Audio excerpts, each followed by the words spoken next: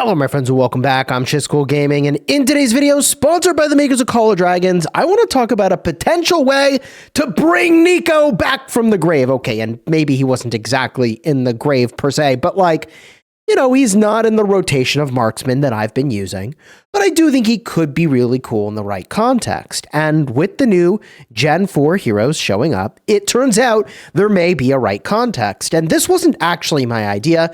Shout out to my Alliance members, specifically Joker, who called this particular combo to my attention, and it's to pair with Sibyl. Now, the reason that you would pair with Sibyl is to break the synergy that could happen with a defense break. So what is this weird synergy? Well, as you may recall on Nico, if he is awakened, when Nico launches a normal attack on a target that already has a defense break, they have an 80% chance to deal additional damage. That is 200 damage factor. Now, there may be some other ways to break this with like Chain Strike potentially triggering this. I would need to go look in logs and see if that works that way. There could be some funky thing, not that I really would want to split apart Syndrian and Freygar to use Syndrian with Nico. But like, if only we could get a long-lasting defense break onto the target, suddenly the possibility space for Nico is really wild. Enter none other than, as I already spoiled, Sibyl. It's actually on the 4th skill of Sibyl. On reaching 500 rage, inflicts defense break on the target for 15 seconds and gains physical keen for 15 seconds. So that's a defense reduction of 10%. There's your defense break. And you gain 40% physical attack. Now, 15 seconds is a long time, and in most open field fighting, your target's just going to like walk away. And so you get in a weird situation where like, I would say this wouldn't do very much for you because you're going to apply this defense break, your target's going to walk away, and like, you're not going to be sitting there getting value with your Nico. But if what you do is you say, you know what, I'm going to configure something here that just gets rid of those pesky infantry, and I'm going to debuff the heck out of them, and I'm going to bring in Nico, and he's going to be a part of a special team that can go and do that. I don't know. I feel like it could be kind of neat. Maybe it's bad. I don't know. But infantry charge in. They sit there, and you actually could make them take a very meaningful amount of damage by having Sibyl in your lineup. And the crazy thing is, like, you could pair Sibyl with Nico, and that's one way to, of course, hey, you know, like, when the rage number hits, Nico's going to be doing 200 damage factor per second. But as I alluded to earlier, you could also pair Nico with other heroes that give you multiple attacks in a single turn. I mean, I don't know that this is the best thing to do, but like, you could pair with Syndrian, right? And what if this could trigger multiple times per turn, and you're doing 2 attacks per turn, plus I don't know if Chain Strike can trigger this.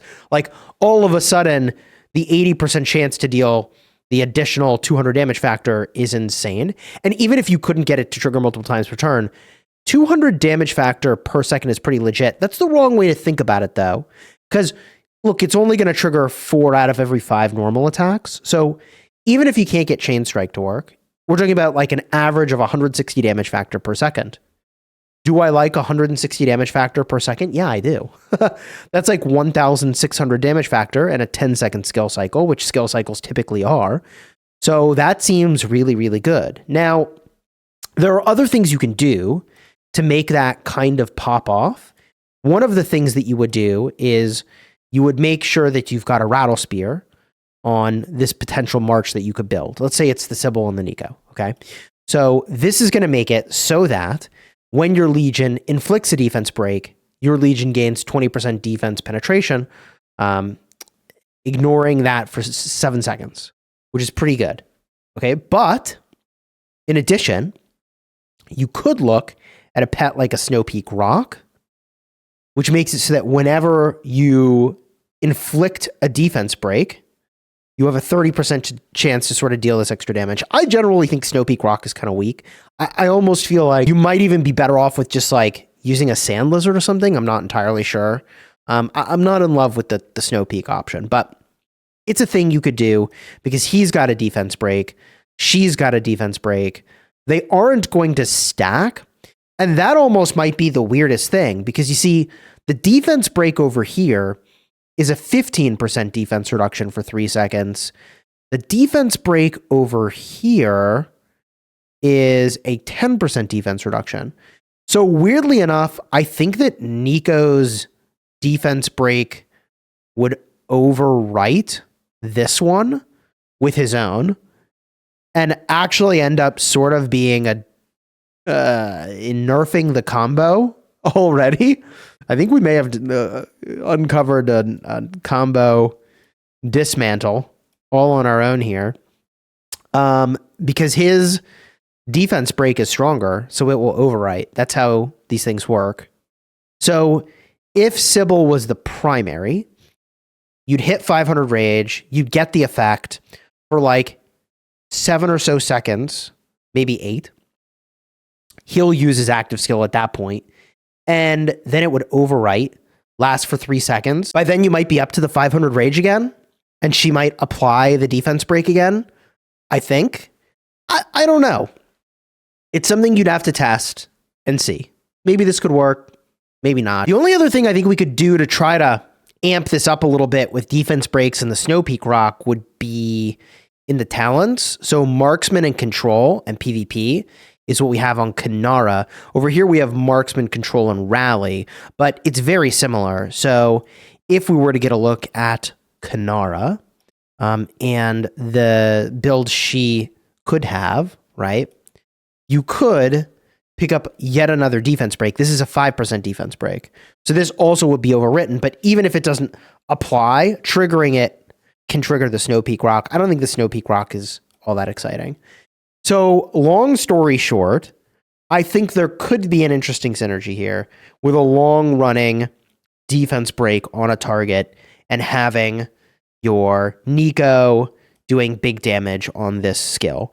I think this has the most potential in a season where you can replace skills on your heroes so that you could get rid of the expert mechanic and put something way more exciting onto him.